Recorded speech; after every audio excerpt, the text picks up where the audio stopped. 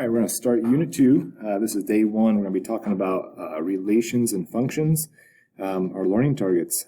I can tell the difference between a relation and a function in a graph, table, mapping, diagram, and equation. Next one, I can use function notation, and I can find the domain and range of a function. So first off, a relation is a set of points of inputs and outputs. So a set of pairs of inputs and outputs.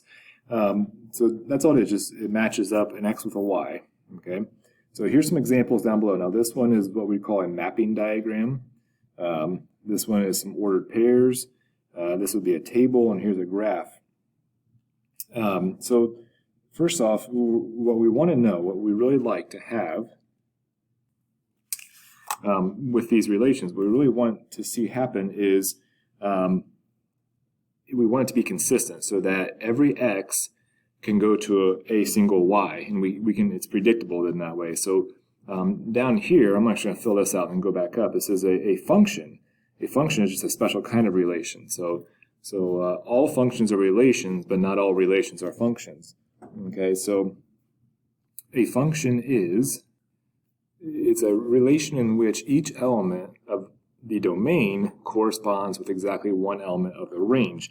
We say domain is the X values, and then the range would be the Y values. Okay, so the inputs are the X's, the outputs are the Y's, the inputs are domain, outputs are range. So up here, we were supposed to, switch down here, label the ones above that are functions and explain why the others aren't. So which ones are functions? So which one does each X have exactly one Y? So here, -5 corresponds with -10. That's the only one it corresponds to. -1 corresponds to -2, so for some function, when you put in -1, -2 comes out. Here you got 3 goes to 2 and goes to 6. Okay, that's not exactly 1, that's 2 outputs. So each input needs to have exactly one output. This one has 2 outputs. So this one is a no because the input 3 has 2 outputs. Okay. Up here, again, this is just ordered pairs. 1 goes to 4. So when I input 1, I get 4. -3 gets 6. 8 gets 6. And 0 gets -9. So maybe one red flag that popped up there was these both map to 6. But the definition was each input has exactly one output. 1 only goes to 4 ever. -3 only goes to 6. 8 only ever goes to 6. Even though they both go to the same thing, that's okay. And the way I think of it was like if you're at a store and you buy a product, like over here, if I buy a product, it should not ring up 2 different prices. That's not okay. But what if you had 2 different products that cost the same thing? That's okay. There's nothing wrong with that. So in this case, this is okay because each input has exactly one output. It just so happens that 2 of the inputs share an output, but no inputs have 2 outputs. So this one is a yes, that is a function. Over here, 0 goes to 1, 1 goes to 2, 2 goes to 3. So there's no X's that have 2 different Y's here. So that one is a yes. In a graph like this, you gotta think like each X that was put in. So when I put in -2, I got 4. When I put in -1, I got 3. When I put in 0, I got 2, and so on. So none of these X's have 2 different dots above them. Okay? If an input had 2 different outputs, it'd have 2 different dots above it. We actually end up calling that what's called a vertical line test. And so if you draw a vertical line, which you don't need to actually draw it, but if you just look at the picture, if there's anywhere where I could draw a vertical line and hit it twice, that means it's not a function because that X has 2 different Y's. For this one here, X1 has one Y, which is also 1. It didn't hit 2 different spots. So this one is a yes. Over here's another example of a graph. Are there any X's that have 2 different Y's? Well, there's several over here. If I plug in 1, I get 0 and I get 2. If I draw a vertical line right there, I hit it twice. Okay, that means it's not a function. So the vertical line test would say that this is not a function because I can hit it twice. So that one's not a function. We just say failed the vertical line test. So failed vertical line test. This guy here, this is just in an equation form. If you have a calculator, you could graph it real quick and just look, but just think, are there any x's that when I plug it in, I get two different y's? Well, no matter what, when you square and then add 1, you get the same answer every time. There's no way to get two different answers out of that. So this one, and if you end up graphing it, it's just a parabola like this, shifted up 1 unit. The vertical line test, every vertical line I draw hits it in one spot. So that one is a function. Okay, so that one kind of makes it a little bit easier if you graph it. I'm going to flip this over. And like we said on the front side there, the inputs, the x values, that's the domain. And then the range is the outputs. So input, x values, range, or domain, range is the outputs, and the y values. Okay, so now identify the domain and range in each function, then determine if the relation is a function.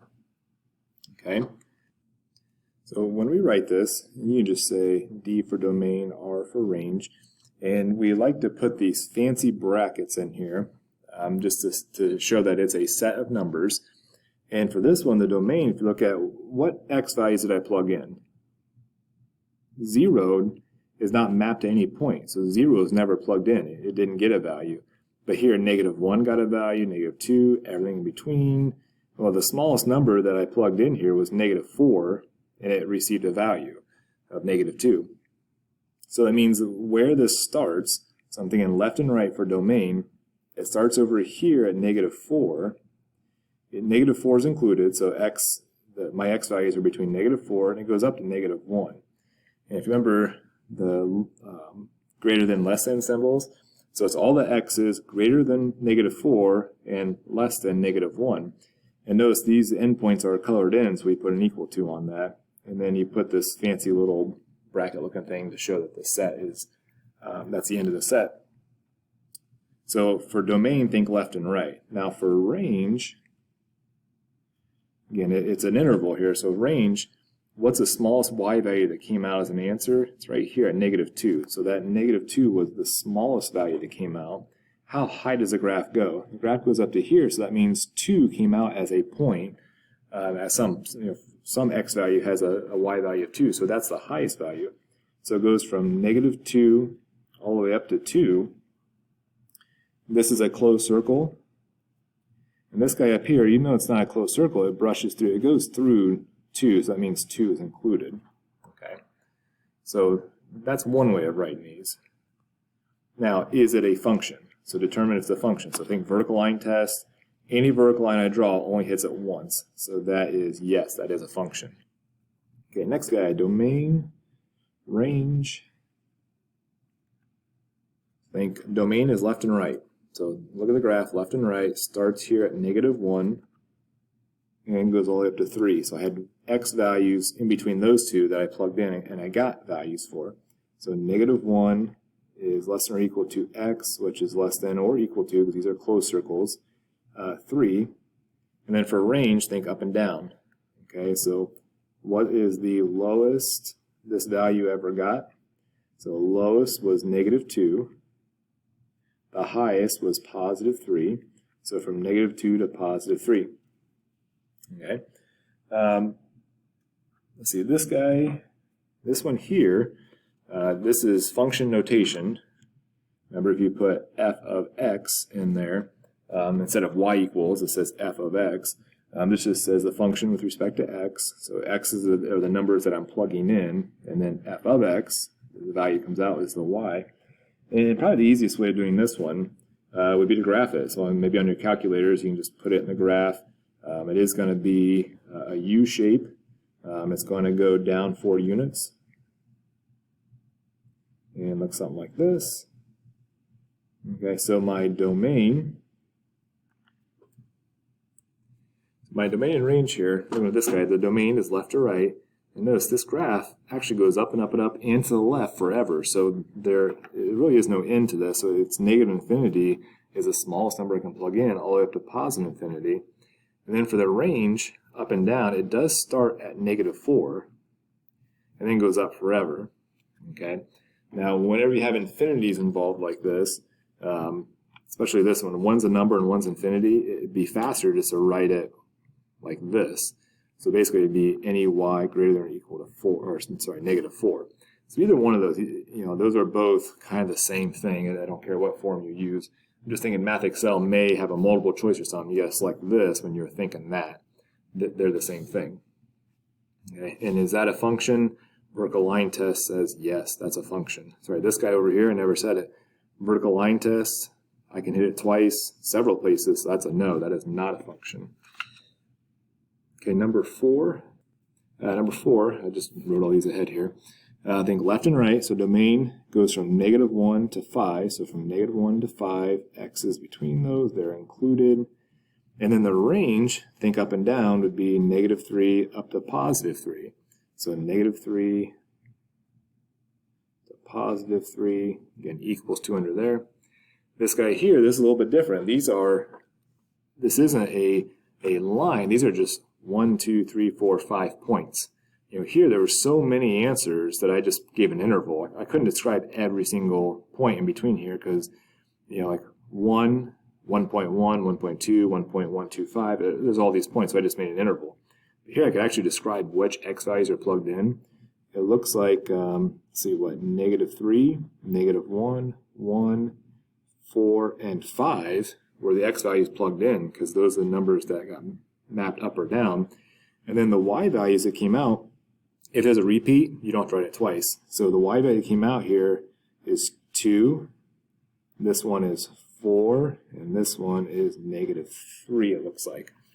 1, 2, 3, yeah. So 2 actually came out 3 times. I don't have to write it 3 times, just write it once. Okay. So here, domain, and this is a mapping diagram, makes it so easy to describe domain and range. Okay, so domain is 1, 2, 3, 4. The range is B, C, D. Okay, that kind of makes it pretty simple. Now, is it a function? Vertical line test says no. Here, vertical line test says yes. Here, I got to look at, do any of the x's have 2 branches coming out of them? So this x goes to 1, 1, 1, 1. They all have 1 branch coming out of them, so that is a yes. Okay. Down here at the bottom, let me write in my domain and ranges. So for number 7, domain, think left and right. This goes left to -5. And since it's a solid line, it's everything in between. So everything between -5 and 3, so all the x's between, and it's also equal to, because those are closed circles on the ends, is a domain. Now range is up and down. So the lowest this ever gets is -2. The highest it ever gets is 4. And it is a solid line, so we can describe it as an interval. And those are all closed dots. Can you draw a vertical line and hit it twice? That one is no, so this yes is a function.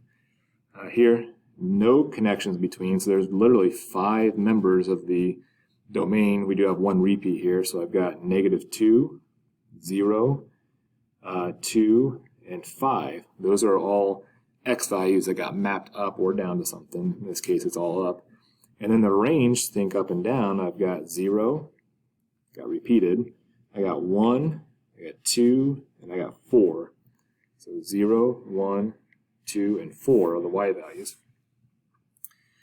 And here's a table. So domain would be 0, 1. 1 got repeated, but I want to write it once. 5 and -2.